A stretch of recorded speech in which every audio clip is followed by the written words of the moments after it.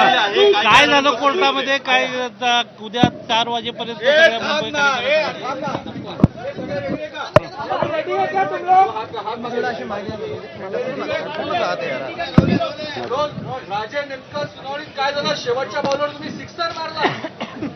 प्रशांतजी, असं आहे की कोर्टाच्या प्रत्येक आदेशाचा सर्वांनी आपण सन्मान करायचा असतो, जो दादांनी देखील इथून मागे केलेला आहे.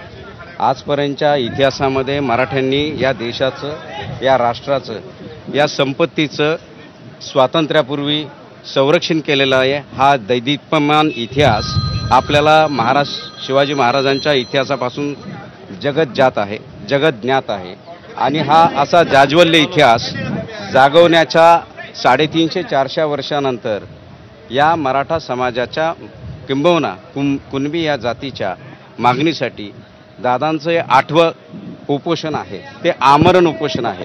आपल्याला सर्वांना माहिती आहे की यापूर्वी 31 मे 2025 रोजी इथून मागे सरकारने लेखी दिलेल्या आश्वासनानुसार दादांनी यापूर्वीचे 6 ते 7 उपोषणं सोडलेली आहे. याचा प्रसार आणि प्रचार आपल्या माध्यमातून बराच वेळा झाला, पाहिला आणि सगळ्यांनी तो नोंद केलेला आहे. आपल्याला इथे सांगण्यास आनंद होत आहे की ज्या ठिकाणी दादांनी ही घोषणा 4 महिन्यापूर्वी केली, याची कल्पना सरकारला, या प्रशासनाला जाणीवपूर्वक यापूर्वी 4 वेळा 10 वेळा झाली आहे आणि आपल्या माध्यमातून बराच वेळा याची माहिती सरकारने आपल्याला सुद्धा दिलेली आहे. हे करत असताना सरकारकडे निवेदन आमरण उपोषणाचं असताना नियम 26 तारखेला आला, तो लागू केला. निवेदनाचा दिनांक हा 4 महिन्यापूर्वीचा होता. हा आता वादाचा मुद्दा आहे, आम्ही मांडू. पहिली गोष्ट, दादांना जी पहिली परवानगी मिळाली ती नवीन बॉम्बे पोलीस ॲक्टच्या नवीन धोरणानुसार, नवीन रूलनुसार मिळाली. त्या ठिकाणी ही डेजिग्नेटेड प्लेस जी आहे, आझाद मैदान, आपल्याला माहिती आहे 5000ची ही क्षमता असलेलं डेजिग्नेटेड प्लेस इथे देण्यात आलं दादांना आणि त्या ठिकाणी त्यांचं आमरण उपोषण आपल्या सर्वांच्या माहितीसाठी, आपल्याला सगळ्यांना ती माहिती आहे, सुरू झालं आणि त्या संदर्भातला अर्ज देखील त्यांनी तिथे केला. वेळ अशी आहे की त्या अर्जाच्या दिवशी 27 दिनांक 29 दिनांक 30 या दिवशी आपण निरंतर परवानगीचा अर्ज तिथे केलेला आहे. ज्या प्रकारे आंदोलकांनी किंवा ज्या प्रकारे आंदोलकांचे या 2 ते 3 दिवसात ज्या मानवी हक्क त्यांचे आहेत, आंदोलक काय आरोपी नाही आहे. पहिली गोष्ट आपण हे लक्षात घेतलं पाहिजे. आज आपल्या प्रिझन मॅन्युअलनुसार सुद्धा सर्व आंदोलकांना इथे आपल्याला सांगण्यात येते की मानवतेच्या दृष्टिकोनातून अन्न, पाणी, लाईट, ज्या गरजेच्या गोष्टी आहे, शौचालय, पाणी पिण्यासाठी, आंघोळीसाठी गरजेच्या असतात, त्या देणं गरजेचं होतं. आंदोलन ज्या दिवशी पुकारलं त्या दिवशी सर्वांना अशी कल्पना होती की आपल्याला मुंबईला आझाद मैदानाला जायचं आहे, याची कल्पना सरकारला देखील होती. या संदर्भात देवेंद्र भारतीजी जे कमिशनर आहेत यांच्याजवळ त्या ठिकाणी बऱ्याचशा 12 तारखेला याची मिटिंग झाली. याचं संयोजन कसं करायचं, यापूर्वी 26 तारखेला जी दादांनी डेडलाईन दिली होती त्या संदर्भात देखील चर्चा झाली. नेमकी काय त्यांनी त्यामध्ये प्रस्तावना केली, सरकारला काय आवाहन केलं, याची देखील नोंद घेणं या ठिकाणी गरजेचं आहे.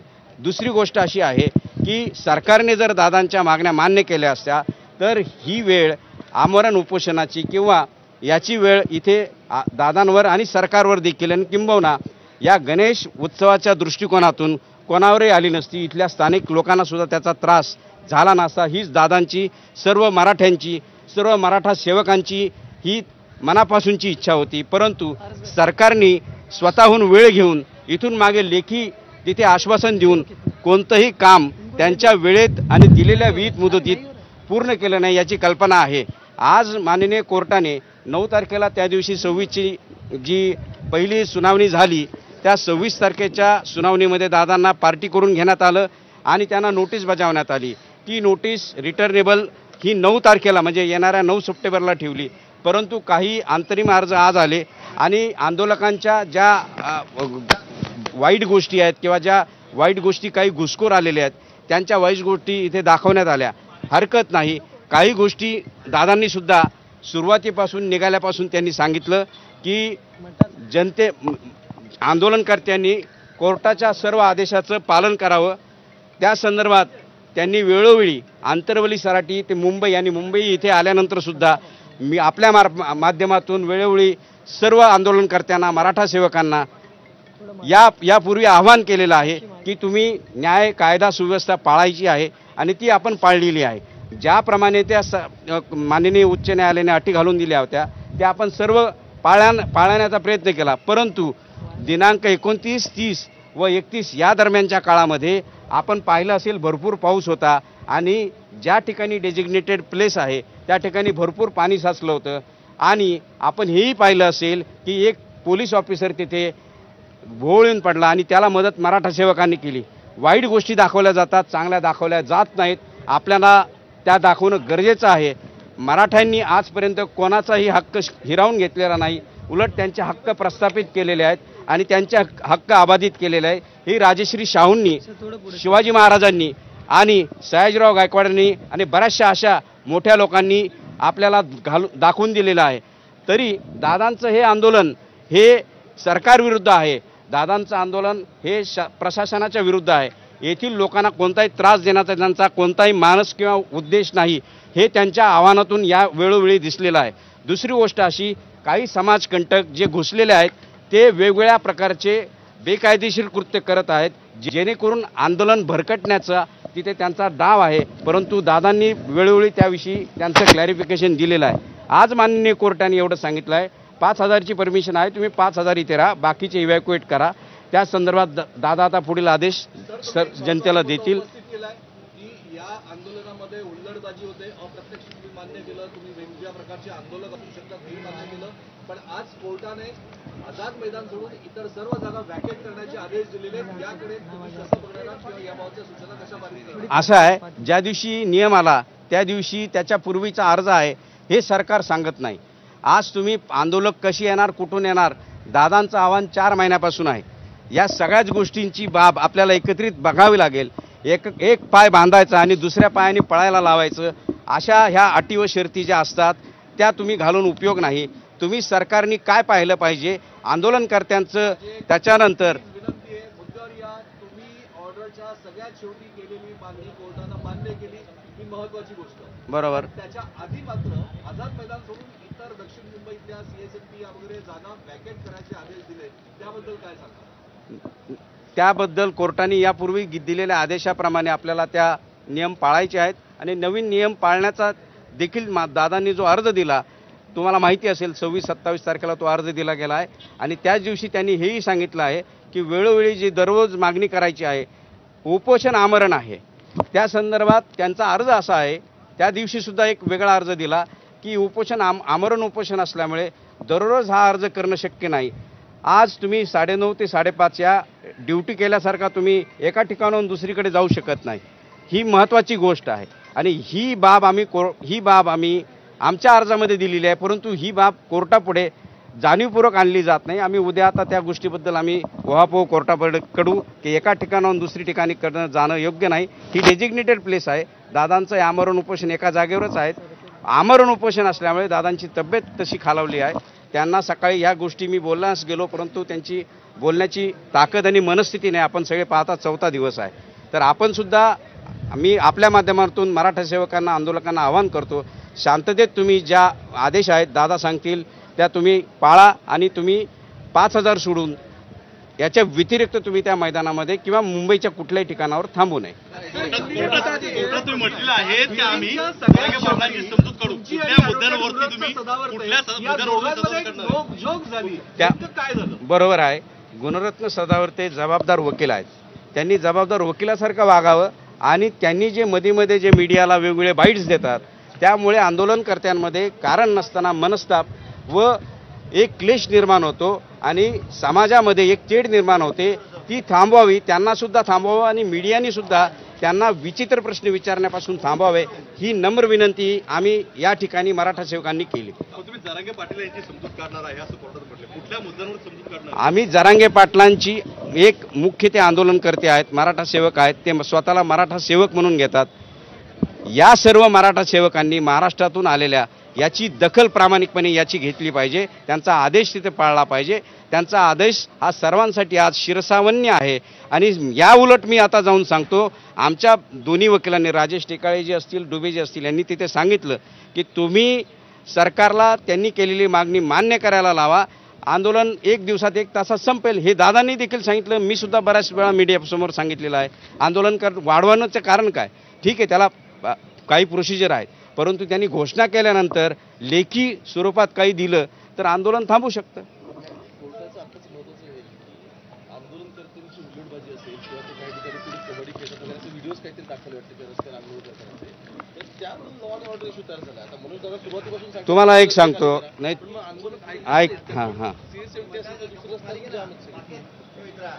तुमचा प्रश्नच कळाला ना. बरं, असं म्हणतो कोर्टाने म्हणून असं म्हटलेलं आहे की लॉ आणि ऑर्डरचा इश्यू तयार झाला असेल तर सरकारने या सगळ्यामध्ये बघितलं पाहिजे. आता त्या संदर्भात कोर्टात व्हिडिओ दाखवण्यात आले, ते आंघोळ करतात वेगवेगळ्यावरती किंवा पिटिशनरचं म्हणण्यात कोणतरी कबड्डी खेळतंय. मुद्दा असा आहे की मनोज जरांगे सांगतायत की रस्ते खाली करा, लोकांना जाऊ द्या, तरी सुद्धा आंदोलक ते ऐकत नाही. सीएसएमटीचा रस्ता बरोबर. करत नाहीत, पोलिसांना सहकार्य करत नाही रस्ते या सगळ्यामध्ये. काय नक्की शेवटी आव्हान दादा करतील. तुमच्या म्हणण्याला अर्थ आहे. शेवटी आव्हान दादा करतील. या सगळ्या गोष्टी हळूहळू होतील. उद्या 4 वाजेपर्यंत वेळ दिलेला आहे आणि मराठा सेवक माझे गरीब जरी असले प्रामाणिक आहेत, दादांच्या शब्दाला प्रचंड मान देतात आणि ते करतील. दुसरी गोष्ट, ही लॉ अँड ऑर्डर सिच्युएशन का आली? तुम्ही दादांनी दिलेल्या आणि आंदोलनकर्त्यांनी दिलेल्या निवेदनाकडे सुद्धा लक्ष गांभीर्याने दिलं पाहिजे.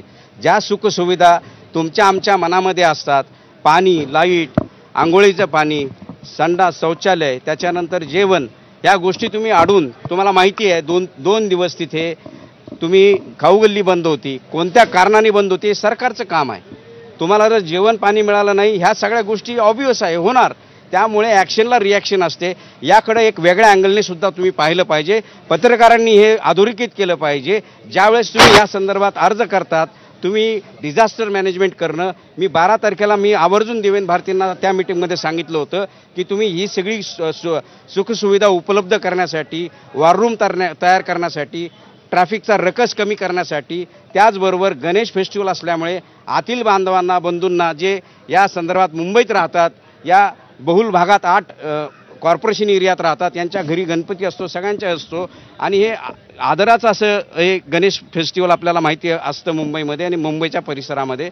आपण त्याचा सन्मान करण्यासाठी त्याही लोकांना कोणताही त्रास होऊ नये आणि हा सुट्टीचा दिवस असल्यामुळे तुम्हाला हे लक्षात आलं असेल, पाणी न मिळाल्यामुळे या सगळ्या गोष्टी झाल्या. जेव्हा याच्या बातम्या तिथे गेल्या तेव्हा तेव्हा संपूर्ण महाराष्ट्रातून खाण्याचे आणि पाण्याचे ट्रक आले आणि त्या वितरित करण्यासाठी त्यांनी जेव्हा तिथे सुरुवात केली, त्याच्यानंतरचे हे व्हिडिओ तुम्ही सांगताय झालंय, कारण तो एक राग मनामध्ये होता आणि ते झालं असेल आणि काही लोक घुसलेले आहेत.